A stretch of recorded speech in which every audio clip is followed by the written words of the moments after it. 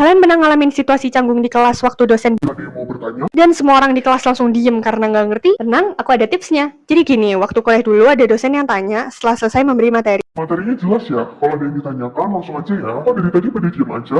Nah, semua mahasiswa langsung pura-pura sibuk. Ada yang buka catatan, dan pulpen, sampai ada yang lihat jendela. Padahal semuanya mikir hal yang sama. Aku nggak ngerti sama sekali sih, tapi aku nggak tahu harus tanya apa. Beberapa orang mulai berbisik ke temennya. Kamu ngerti nggak yang tadi dijelasin? Terus temennya jawab. Enggak. Coba deh kamu tanya ke dosennya. Enggak ah, serem. Akhirnya nggak ada yang tanya. Soalnya nggak ada yang mau jadi korban pertama. Suasananya jadi canggung. Akhirnya dosen pun nyerah dan bilang, Ya sudah, kalau nggak ada yang tanya, saya anggap semuanya udah paham ya.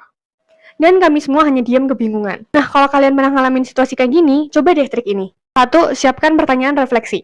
Buat satu pertanyaan refleksi seperti, kalau kasus ini diterapkan pada kondisi real, kira-kira apa ada tantangan tersendiri ya? Jadi kalau misalnya belum paham secara teori, siapa tahu contoh penerapan itu bisa membantu kita buat memahami teori. Selain itu, pertanyaan tadi itu mendorong kita untuk mudah paham sama penjelasan dosen. 2. Kerja tim sama teman sekelas. Coba kalian bikin kesepakatan kayak janjian setiap minggu atau setiap pertemuan di kelas, siapa yang bakal tanya. Gini bikin kalian lebih ringan dan mendorong masing-masing anak di kelas untuk lebih aktif bertanya di kelas. 3. Latihan ngumpulin nyali. Jangan ragu buat nyoba angkat tangan dan bertanya ke dosen. Momen seperti itu bisa memberikan kesempatan kita untuk melatih mental nyali agar terbiasa aktif di kelas. Penting, coba aja dulu. Dosen juga bakal lebih respect kalau kita berani tanya. Punya tips lain buat ngatasin canggung di kelas? Kalau ada, tulis di kolom komentar ya. Like video ini, share video ini ke teman kalian yang masih takut buat bertanya di kelas. Jangan lupa follow aku untuk tips relate lainnya. Sampai jumpa di cerita relate selanjutnya.